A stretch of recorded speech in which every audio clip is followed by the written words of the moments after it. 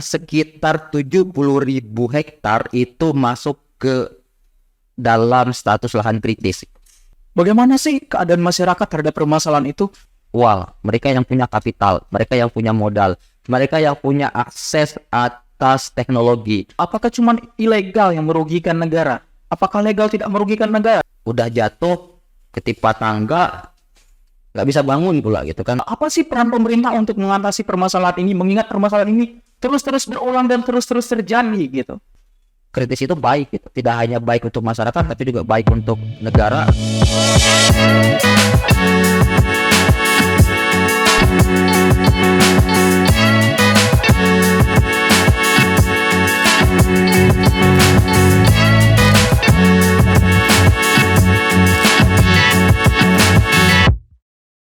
Assalamualaikum warahmatullahi wabarakatuh. Bertemu lagi bersama saya Adrian Saatmaja dalam program acara Suara Akademik. Kali ini kita kedatangan bintang tamu yang merupakan dosen Fakultas Ilmu Sosial dan Ilmu Politik Universitas Islam Negeri Raden Patah Palembang. Beliau juga sedang menjalani S3 di UGM yang dibiayai oleh beasiswa dari negara Norwegia. Dan beliau juga merupakan aktivis lingkungan asal Bangka Belitung. Dan inilah dia, Eko Wargus. Ini Mas Aden, terima kasih sudah mengundang di studio yang luar biasa, keren ini. Iya, bagaimana Pak perjalanannya waktu kesini tadi? Alhamdulillah, Palembang oke, cuman biasa lah ya, agak macet ya. Gitu aja sih, tapi oke sih. Cuaca juga cerah. Oh, bagaimana aktivitas sehari-harinya gitu selain menjadi dosen gitu loh? Oke, saya dosen di Prodi Ilmu Politik UIN Raden Patah Palembang, kebetulan bergabung sejak tahun 2021. Akan tetapi sejak pertengahan tahun 2002 kemarin, saya mendapatkan kesempatan untuk meneruskan studi di UGM di jurusan yang sama, bidang saya yaitu jurusan ilmu politik gitu. Jadi setahun belakangan ini ya aktivitasnya banyak di aktivitas studi sih. Studi S3 awal-awal itu ya masih menyusun proposal gitu-gitulah, bolak-balik bimbingan ya seperti teman-teman mahasiswa lah, bolak-balik nyusun proposal, revisi gitu-gitulah kira-kira. Oke. Dengar-dengar nih dari mahasiswa-mahasiswa yang lain, kakak ini juga aktif sebagai aktivis lingkungan asal Bangka Belitung ya? Sebenarnya kalau dibilang aktivis nanti agak susah juga saya mempertanggungjawabkannya sebenarnya. Atau misalnya kalau misalnya saya seorang akademisi yang ngomong kemudian expert di bidang lingkungan, itu enggak juga. Mungkin paling cocok saya menyebut diri saya ini antusias gitu. Jadi yang saya antusias di dalam isu-isu soal lingkungan, isu-isu soal tata kelola sumber daya alam, apalagi ke belakang ini isu-isu soal perubahan iklim, transisi energi. Jadi saya cukup antusias di seputar isu-isu itu gitu. Oke, menarik sekali nih Kak. Kebetulan pada saat ini nih kita sedang membahas tentang krisis ekologi dan pertambangan. Kebetulan kan yang saya dengar desas-desusnya yang di Bangka Belitung itu banyak pertambangan gitu. Bagaimana sih sejarah pertambangan yang ada di Bangka Belitung? Ya. Bangka Belitung itu 2 pulau kecil yang ada di timur Sumatera yang dikaruniai Tuhan oleh banyak jenis mineral gitu. Tapi yang paling terkenal itu adalah timah. Jadi Bangka Belitung itu merupakan 2 pulau penghasil utama timah Indonesia yang kira-kira sekitar 90% timah produksi Indonesia itu dihasilkan dari Bangka Belitung. Menurut data, rata-rata setiap tahun timah yang diproduksi dari Bangka Belitung itu ya sekitar 70.000 ton lah, yang kemudian diekspor ke berbagai macam negara, Singapura, Malaysia, Cina, yang mana produk akhir dari timah ini kemudian digunakan sebagai konduktor atau bahan baku dari industri-industri elektronik.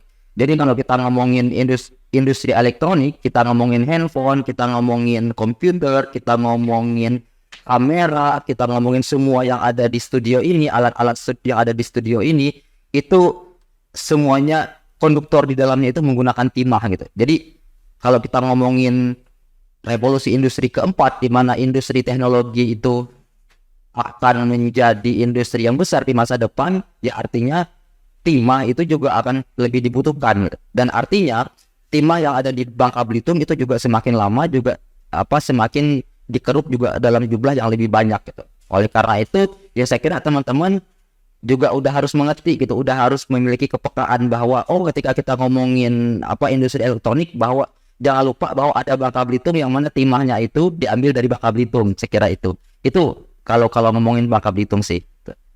Kan sebagai penghasil timah terbesar nomor 2 di Indonesia ya Kak. Yang pertama di Indonesia. Pertama, mostly timah Indonesia itu diproduksi di Bangka Belitung, dan Indonesia itu merupakan negara kedua eksportir timah dunia. Jadi sekitar 25-30% timah dunia itu diproduksi dari 2 pulau kecil Bangka Belitung itu, kira-kira gitu. Oke. Untuk dampak lingkungannya sih Kak, untuk kerusakan lingkungan apa saja sih yang ditimbuli oleh tambang? Yang kita mengingatkan tambang itu merupakan eksploitasi alam gitu. Kerusakan apa saja yang ditimbulkan di Bangka Belitung? Ya, oke. Kalau kita ngomongin data gitu ya, tapi meskipun data itu kan juga bisa kita perdebatkan. Tapi kalau kita ngomongin data BPS misalnya, sekitar yang diambil dari sekitar 6 tahun terakhir, jumlah lahan kritis di Pulau Belitung, itu khususnya Pulau Belitung karena saya background itu di Pulau Belitung, saya juga beberapa kali riset itu soal bagaimana dampak pertambangan terhadap lingkungan yang ada di Pulau Belitung gitu. Luas Pulau Belitung itu sekitar 480.000 hektar gitu kalau saya nggak salah gitu ya. Nah, data BPS menunjukkan sekitar 70.000 hektar itu masuk ke dalam status lahan kritis. Artinya lahan kritis itu bentang alamnya sudah berubah. Yang awalnya hutan, kemudian hutannya sudah ditebangi gitu. Tanahnya juga sudah dikeruk gitu. Sehingga ia tidak bisa menjalankan fungsinya sebagai ekosistem yang seperti sebelum ia dieksploitasi. Saya kira gitu. Jadi kalau ngomongin 70.000 hektar itu berarti ya hampir 20% lah dari lahan di Pulau Belitung itu sudah rusak. Kemudian kalau kita mau agak lebih luas gitu, BPS juga menyebutkan lahan agak kritis. Jadi agak beda ini. Kritis itu ada yang disebut agak kritis, kemudian kritis, dan sangat kritis. Nah, kalau yang agak kritis itu bahkan di atas 100 ribuan gitu. Jadi ya bisa 25-30% lahan di Belitung itu sudah masuk ke lahan kritis dan agak kritis akibat pertambangan. Dan saya kira di Bangka juga nggak jauh berbeda ya, karena produksi tambang timah di Bangka itu jauh lebih besar daripada di Belitung. Dan sebenarnya kalau ngomongin kerusakan lingkungan akibat pertambangan tidak hanya timah gitu, karena di Bangka Belitung juga ada pasir silika, kemudian ada bauksit gitu, kemudian ada dan selain industri pertambangan di sana juga sekarang sudah mulai tanaman-tanaman komoditas seperti sawit itu yang juga belakangan juga ikut menyumbang deforestasi gitu. Saya kira itu kalau ngomongin dampak lingkungannya. Tadi kan ada yang saya dapat itu 20% yang secara kritis, yang secara parah terpapar ya Kak ya. Bagaimana sih keadaan masyarakat terhadap permasalahan itu? Mengingat kan tambang ini juga berdampak terhadap masyarakat yang ada di sana gitu. Ya, oke. Itu benar banget ya. Jadi yang pasti kalau kita ngomongin bagaimana masyarakat yang terdampak dari eksploitasi pertambangan itu, yang jelas masyarakat itu kehilangan akses. Akses apa? Pertama, masyarakat kehilangan akses atas lahan. Karena dari sekian banyak lahan tadi, itu tidak jarang juga yang lahan itu awalnya merupakan lahan milik masyarakat. Karena adanya adanya mismatch gitu antara masyarakat dan negara tentang bagaimana masyarakat memanai lahan gitu. Bagi masyarakat selama itu masih ada lahan itu bisa digunakan gitu. Tetapi rezim pertanahan negara mengatakan yang namanya lahan itu harus jelas peruntukannya. Makanya kemudian masyarakat yang pada awalnya sudah menggunakan satu lahan, tapi kemudian datang perusahaan, misalnya perusahaan kelapa sawit yang mengklaim lahan tersebut atas dasar kepemilikan izin. Nah, di sini kadang-kadang masyarakat kehilangan ruang. Kalau kita ngomongin legal atau ilegal, ya yang dilakukan oleh perusahaan itu legal karena ada perizinannya, ada prosesnya. Tetapi kalau kita ngomongin akses, ya jelas masyarakat yang awalnya di situ kemudian mereka kehilangan akses. Pertama, mereka kehilangan akses atas lahan, itu yang pertama. Yang kedua, kalau kita ngomongin dampak lingkungan dari pertambangan, ya tentu masyarakat itu juga bisa kehilangan akses atas air bersih, akses atas udara bersih gitu ya. Karena misalnya kalau kita ngomongin di Bangka Belitung gitu, timah itu misalnya sekarang itu lagi marak penambangan timah di sungai. sungai itu di hulu gitu. Sedangkan di sekian ratus meter dari pertambangan timah ilegal sungai itu ada perusahaan daerah air minum yang memproduksi air pump, yang mana air pump itu dikonsumsi oleh masyarakat yang ada di hilir. Ya, jadi ya awalnya masyarakat bisa menikmati air bersih gitu, ya kemudian airnya menjadi kotor gitu. Itu soal air, juga soal udara, juga soal macam-macam. Jadi ya saya kira masyarakat akibat pertambangan itu mereka kehilangan akses atas lahan, akses atas udara, akses atas air, dan akses atas sumber-sumber daya alam yang sebenarnya mereka harus gunakan untuk kehidupan sehari-hari. Saya kira itu sih. Oke, membahas tentang pertambangan di Bangka Belitung ya. Kalau secara kerusakan ekologi yang terjadi di Sumbaksel ini bagaimana?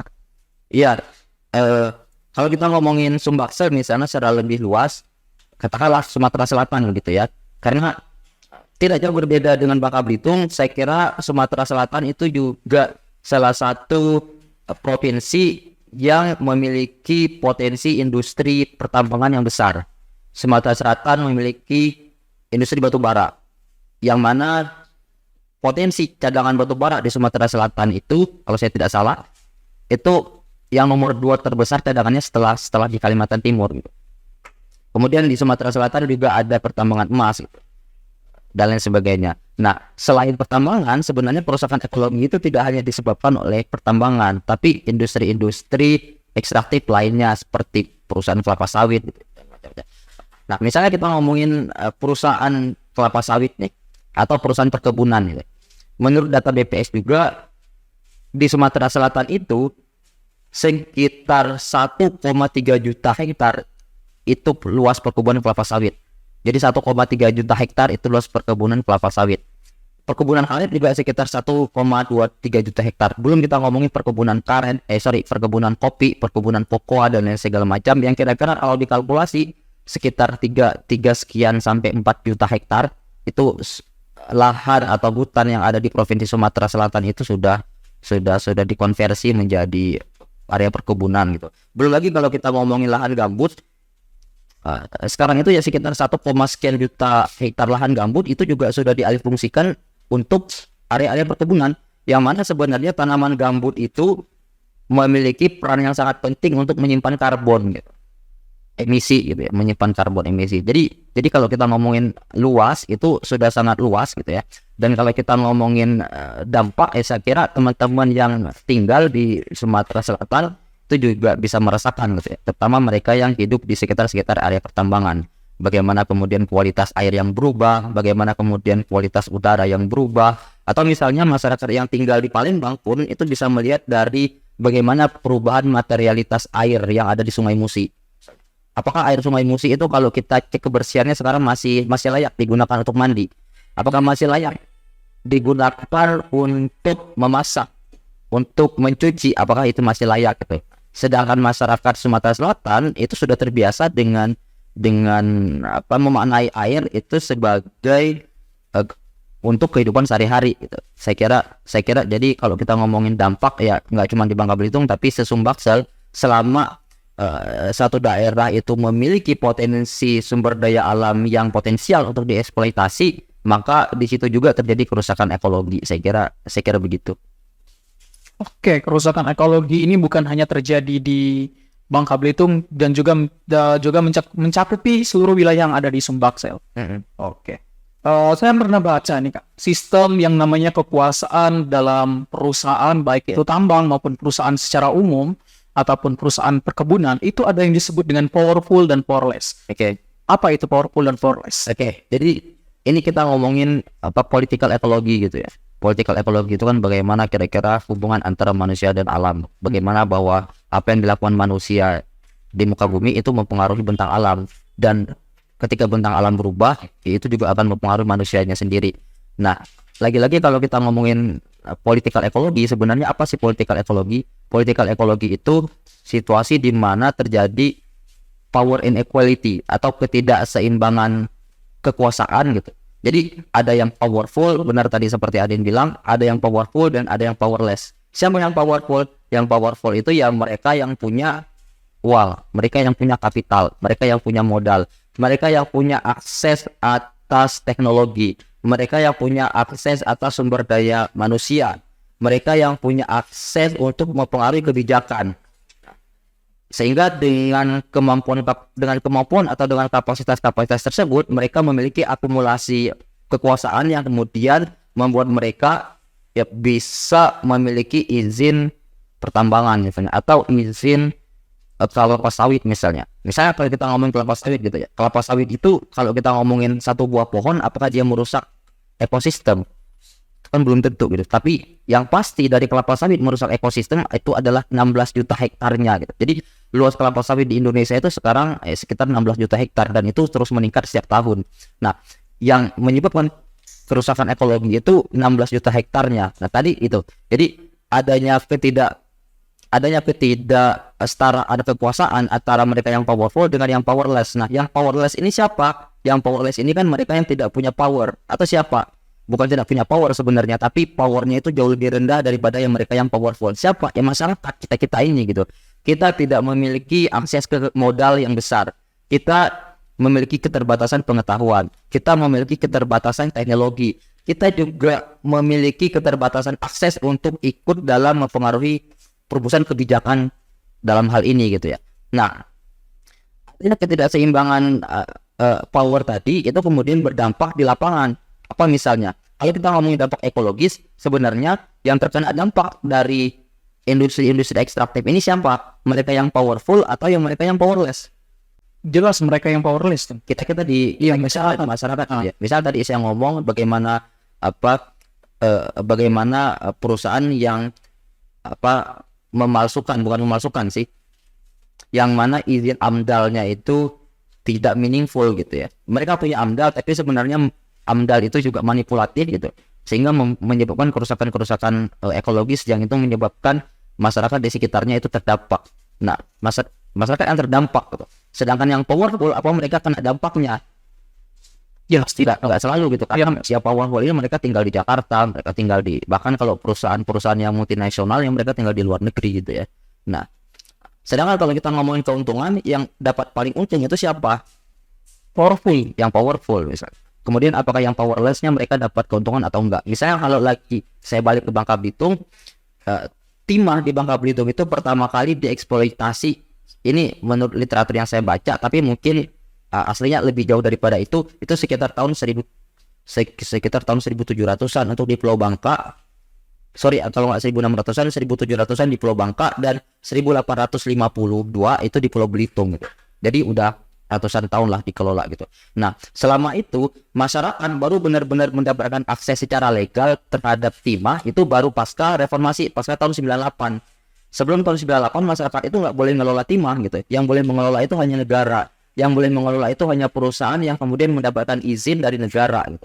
Nah, sedangkan dampak ekologi yang dirasakan oleh masyarakat itu udah jauh sebelum masyarakat dapat akses untuk timah gitu. Jadi tadi kita ngomongin yang powerful dan yang powerless. Yang powerful mereka yang untung, yang powerless mereka yang rugi, yang powerless mereka nggak dapat untung gitu. Jadi ada triple inequality di situ gitu. Ada udah jatuh ketimpa tangga, nggak bisa bangun pula gitu kan.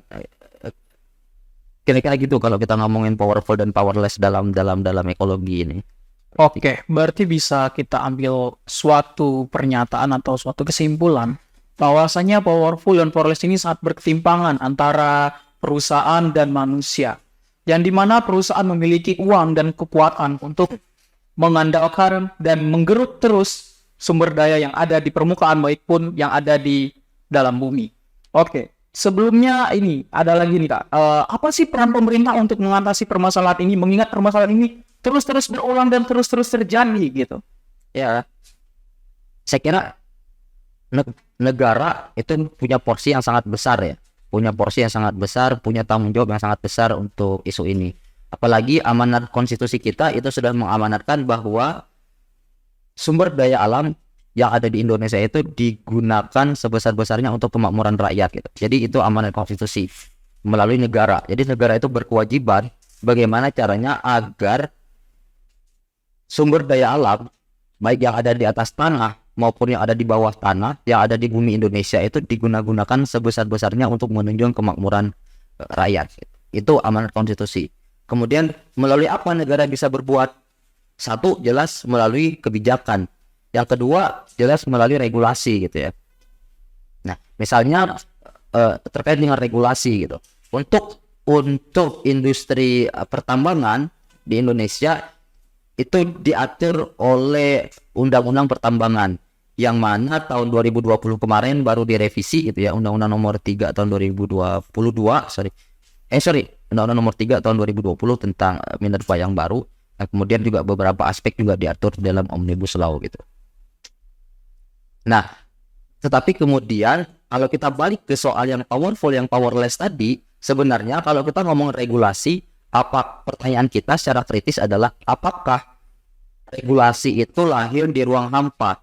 Apakah tidak ada kepentingan-kepentingan yang berusaha untuk mempengaruhi regulasi itu gitu. Nah, itu pertanyaan kita. Misalnya lagi-lagi kalau kita ngomongin bagaimana bagaimana regulasi soal tata kelola industri pertambangan di Indonesia semenjak reformasi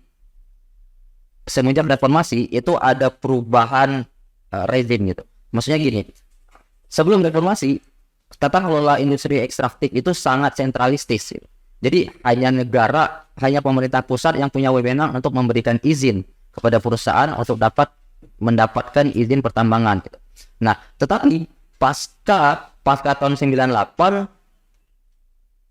izin di bidang pertambangan itu kemudian didesentralisasikan kepada pemerintah kabupaten dan pemerintah provinsi. Akan tetapi setelah 20 tahun setelah reformasi ini kemudian mengalami resentralisasi lagi gitu. Jadi pemerintah kabupaten yang awalnya diberikan izin kemudian diambil alih lagi ke pemerintah provinsi, kemudian sekarang tone-nya itu semakin resentralisasi gitu. Nah, resentralisasi ini berpotensi mengembalikan bagaimana tata kelola industri ekstraktif itu seperti yang ada di era Orde Baru gitu. Jadi penting banget untuk memastikan, yang pertama melalui regulasi ini penting banget untuk memastikan bahwa bagaimana regulasi terkait dengan industri ekstraktif di Indonesia itu benar-benar mempertimbangkan aspek masyarakat. Bagaimana mempertimbangkan bagaimana kesejahteraan dari sumber daya alam itu juga ikut dirasakan oleh masyarakat. Bagaimana dampak lingkungan dari industri ekstraktif itu tidak menyiksa masyarakat. Kira-kira gitu. Itu saya kira yang sangat penting dilakukan oleh negara melalui regulasi. Yang kedua melalui kebijakan gitu ya. Saya kira regulasi sudah ada. Nah, tapi pemerintah Indonesia juga misalnya kalau kita mau kritis, kita juga bisa mengkritisi dari aspek implementasi kebijakan. Misalnya misalnya contoh soal pengurusan perizinan, pemerintah itu memiliki izin AMDAL, analisis mengenai dampak lingkungan. Jadi perusahaan pertambangan itu sebelum mereka beroperasi, mereka sudah memiliki analisis dampak lingkungannya dan memastikan bahwasanya pertambangan itu tidak akan merugikan masyarakat yang ada di sekitar gitu ya. Nah, tetapi pada saat yang bersamaan ini udah menjadi cerita umum bahwa orang-orang itu skeptis gitu terhadap AMDAL tadi gitu. Perusahaan udah punya AMDAL, tapi masih banyak juga kejadian di Indonesia, kita bisa menjejerkannya dari Aceh sampai Papua, di mana masyarakat itu menjadi korban dari industri pertambangan. Ya tadi lah kita ngomongin akses tadi kan. Benar. Tiba-tiba masyarakat kehilangan udara bersih, tiba-tiba masyarakat kehilangan lahan, tiba-tiba masyarakat kehilangan air bersih dan lain segala macam gitu ya. Nah itu kan artinya ada yang bermasalah di dalam implementasi kebijakan AMDAL gitu kan. Atau misalnya kalau kita ngomongin soal razia gitu. Katakanlah pemerintah itu kan gentol-gentol melakukan razia terhadap aktivitas pertambangan ilegal. Misalnya kita ambil contoh, jangan di Babel deh, kita ambil contoh di Musi Banyu Asin misalnya, di mana pemerintah daerah itu melalui Pol PP, melalui kepolisian gitu, itu gencar melakukan razia ke penambangan ilegal. Tetapi pada faktanya setiap kali mereka razia itu tidak ada yang ditemukan. Tidak ada penambang yang ditemukan gitu. Itu artinya apa? Itu kemungkinan besar sudah ada yang membocorkan kan bahwa akan ada razia. Nah, itu artinya apa? Artinya ada kebijakan, tapi kebijakan itu juga sebenarnya tidak meaningful gitu. Atau bisa dibilang formalitas gitu. Jadi ketika ditanya oleh publik apa yang dilakukan oleh pemerintah, ya pemerintah bisa mengatakan kami sudah melakukan razia gitu ya. Nah, tapi pertanyaan kita apakah razia tersebut meaningful? Itu yang kedua misalnya. Yang ketiga misalnya, lagi-lagi kalau kita ngomongin razia, oke, negara kadang-kadang mereka sangat tegas kepada penambang ilegal yang dilakukan oleh masyarakat. Tapi pada saat yang bersamaan, apakah negara juga tegas pada perusahaan-perusahaan skala besar yang kemudian aktivitas pertambangannya itu membuat kerusakan lingkungan? Nah, itu juga pertanyaan kita kan. Jadi yang kedua ini dari aspek kebijakan, dari aspek implementasi kebijakan yang dapat dilakukan oleh pemerintah adalah memastikan bahwa implementasi kebijakan itu dilakukan secara meaningful gitu, tidak hanya formalitas semata gitu. Dan masih banyak lagi sih kalau kita ngomongin. Tapi poinnya secara garis besar, saya kira pemerintah dapat melakukan melalui dua hal ini kan, melalui regulasi, kedua melalui kebijakan. Yang ketiga ya tentu menggunakan budget dan lain segala macam ya. Itu juga bisa, saya kira itu. Oke, baik. Oke, baik. Sebelumnya kan ada yang bahas tentang ilegal dan legal. Apakah cuma ilegal yang merugikan negara? Apakah legal tidak merugikan negara? Di mana aspek di dalam negara itu ada masyarakat, di mana masyarakat merupakan salah satu bentuk adanya berdirinya negara tersebut. Ya, itu. Sebenarnya misalnya kalau kita mau ngomongin legal dan ilegal gitu. Wah, jangan melakukan hal-hal yang ilegal karena ilegal itu dilarang. Sebenarnya kalau kita ngomong legal dan ilegal itu juga tidak terlepas dari aspek politik. Misalnya yang terbaru kemarin kita lagi rame, Presiden Jokowi mengizinkan ekspor sedimen pasir gitu kan. Nah, pasca diizinkan, ekspor itu menjadi legal gitu. Tapi sebelum diizinkan, ekspor itu ilegal gitu ya. Jadi persoalan legal dan ilegal itu bukan persoalan yang gitu ya. Bukan persoalan yang harga mati gitu. Itu produk politik yang bisa dinegosiasikan. Contoh misalnya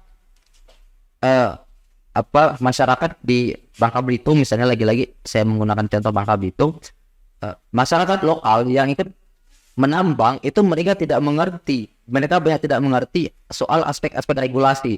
Mereka tidak mengerti, pada awalnya mereka tidak mengerti bahwa menambang itu harus di area izin pertambangan. Mereka tidak mengerti bahwa ada aspek-aspek regulasi yang harus dipenuhi. Pada saat itulah ketika mereka menambang bukan di area pertambangan, maka kemudian mereka disebut ilegal gitu ya. Nah, tapi kemudian pemerintah menyusun kebijakan namanya kebijakan IPR, izin pertambangan rakyat.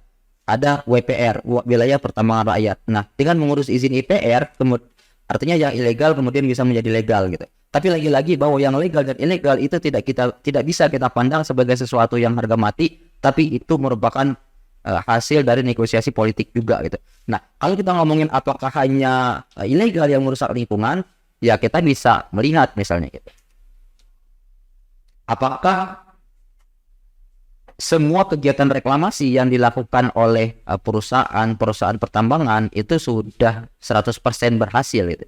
Apakah perusahaan pertambangan itu selalu merecovery atau melakukan reklamasi dari seluruh wilayah yang pernah ditambang oleh mereka gitu. Lagi-lagi kalau kita ngomong di Bangka Belitung, kalau teman-teman datang ke Bangka Belitung dengan menggunakan pesawat terbang, menjelang mendarat itu teman-teman bisa melihat bahwa Galian-galian ya, banyak lubang-lubang bekas galian-galian itu kan. Yang itu tidak hanya punya masyarakat yang ilegal, itu juga banyak yang bekas milik perusahaan resmi gitu, milik PT Timah, kemudian milik Kobatin gitu kalau di Bangka.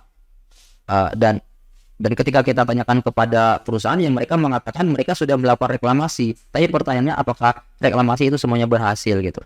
Nah jadi kalau saya kira ngomongin apakah dampak ekologis ini hanya disebabkan oleh yang ilegal, saya kira tidak gitu. Bahkan kalau kita ngomongin jumlah yang legal ini jumlahnya jauh lebih luas dan tidak semua yang legal itu tidak berdampak pada lingkungan.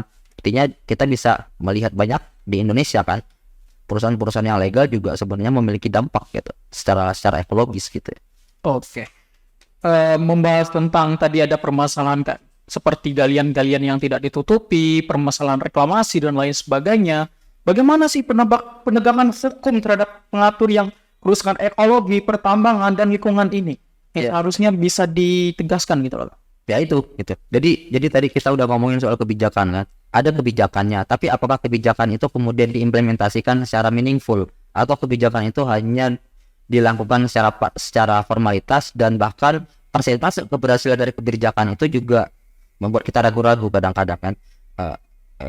Misalnya di lagi-lagi kalau kita ngomongin Bangka Belitung gitu. Nah, lubang-lubang bekas galian pertambangan, nah itu merupakan kewajiban dari perusahaan yang harus direklamasi kan.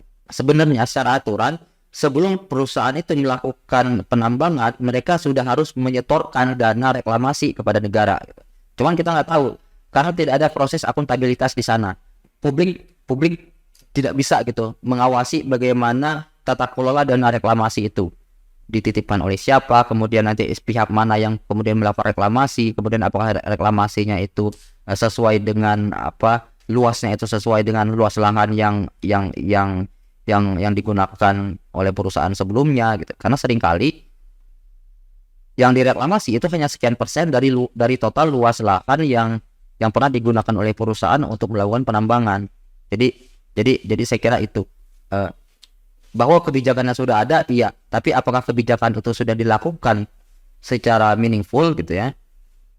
Itu yang harus kita pertanyakan secara terus-menerus gitu. Oke, berarti secara sederhananya pemerintah dan penegak hukum itu sudah melakukan klausul perjanjian kepada perusahaan sebelum dan sesudah pertambangan ataupun eksploitasi yang terjadi di penggerukan di bumi.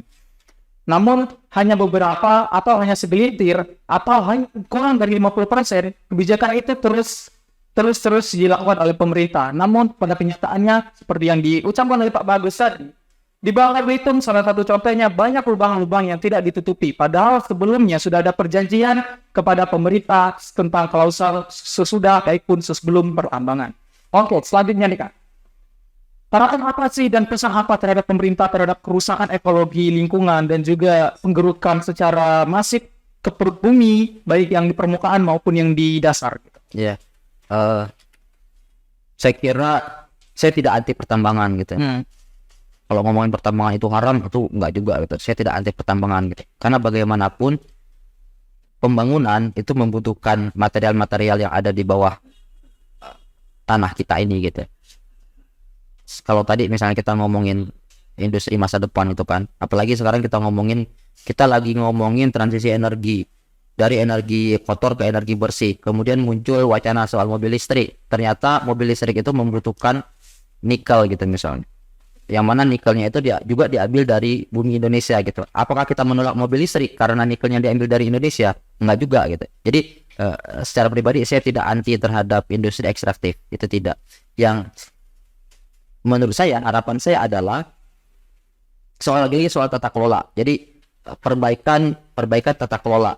Karena misalnya kalau kita melihat indeks tata kelola industri ekstraktif gitu ya, di negara-negara selatan itu rata-rata indeksnya itu angkanya itu nilainya itu sekitar 50 ke bawah gitu.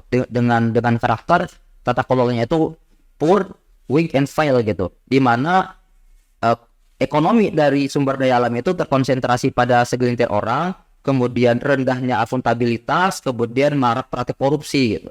Itu yang kemudian menyebabkan dampak ekologis dari pertambangan ini menjadi berakselerasi gitu ya, atau berlipat ganda gitu. Nah, jadi harapan saya adalah perbaikan tata kelola gitu ya. Perbaikan tata kelola itu yang pertama. Yang kedua, selain perbaikan tata kelola, kalau tadi kita ngomongin soal tadi si Adin bilang bahwa di dalam negara ini tidak hanya ada pemerintah, tapi masyarakat itu juga menjadi bagian dari satu kesatuan dari negara. Ya artinya kalau kita ngomongin untung, ya untung itu bukan hanya untung negara gitu ya, bukan hanya untung APBN, tetapi juga untung bagi masyarakat ya kan. Nah oleh karena itu harapan saya juga dalam tata kelola industri ekstraktif ke depan, ya partisipasi masyarakat itu memang harus dilibatkan secara maksimal. Lagi-lagi kalau kita ngomongin partisipasi, maka apakah selama ini negara tidak melibatkan masyarakat di dalam tata kelola industri ekstraktif? Tidak gitu. Masyarakat juga udah dilibatkan sebenarnya. Tapi apakah pelibatan tersebut sudah meaningful? Apakah masukan dari masyarakat itu sudah diakomodir secara meaningful? Itu yang harus kita pertanyakan gitu ya. Jadi poin saya, harapan saya ada dua. Yang pertama ya soal perbaikan tata kelola. Negara harus memerangi korupsi di bidang sumber daya alam. Negara harus menindak korupsi di bidang sumber daya alam. Kemudian negara selain korupsi juga negara juga harus memastikan bahwa tata kelola industri ekstraktif ini harus lebih akuntabel gitu ya. Artinya masyarakat itu punya ruang untuk mengawasi. Nah itu yang pertama. Yang kedua soal pelibatan partisipasi masyarakat secara meaningful. Jadi saya kira itu 2 harapan saya. 2 harapan. Oke, mengingat kita juga mengetahui ya secara bersama APBN negara ini juga disumbangkan oleh pertambangan, yang dimana pertambangan maupun sawit itu juga mengalami kerusakan ekologi yang terjadi di Indonesia. Pertanyaannya adalah, Kak, kritis terhadap hal-hal seperti ini menguntungkan atau justru merugikan? Mengingat tambang adalah dan perkebunan sawit yang juga menyebabkan kerusakan ekologi merupakan penyumbang terbesar APBN di negara ini, salah satunya. Ya, saya kira untung ya. Saya kira kritis itu untung gitu. Kalau kita ngomongin untung itu hanya untuk masyarakat, enggak juga. Saya kira kalau kita kritis, negara juga untung, pengusaha juga untung. Karena apa? Oke, misalnya kita ngomongin sumbangsi yang besar dari industri ekstraktif terhadap APBN. Tapi misalnya kalau kita tidak kritis terhadap aspek lingkungan, kalau tidak kritis terhadap aspek keadilan sosial, maka secara jangka panjang, kalau degradasi lingkungan ini semakin berbahaya, maka yang rugi itu selama itu tidak hanya negara, tidak hanya masyarakat. Saya kira negara juga rugi. Saya kira pengusaha juga rugi gitu. Ketika ada lingkungan yang rusak, maka situasi investasi juga akan terhambat gitu. Jadi saya kira kritis itu baik gitu. Tidak hanya baik untuk masyarakat, tapi juga baik untuk negara, baik untuk pengusaha juga ya. Saya kira itu gitu. Oke, bisa kita simpulkan dari pandangan Pak Eko mengenai kritis. Kritis itu bukanlah hal yang merugikan, justru hal yang menguntungkan. Di mana kritis bisa membangun segala sesuatu menjadi lebih baik ke depannya. Mungkin itulah bincang-bincang pada hari ini dengan Pak Eko. Sebelum saya akhiri pertemuan dan bincang-bincang pada hari ini, ada sedikit quotes dari saya, yaitu menjadi orang baik bukanlah hal yang mudah. Kadang dipandang berpura-pura, pencitraan, bahkan difitnah. Namun, orang baik akan tetap melakukannya karena ketulusan dan hal-hal yang baik hanya perlu pengakuan dari Tuhan, tidak perlu pengakuan dari manusia. Wassalamualaikum warahmatullahi wabarakatuh. Sampai jumpa lagi di lain episode.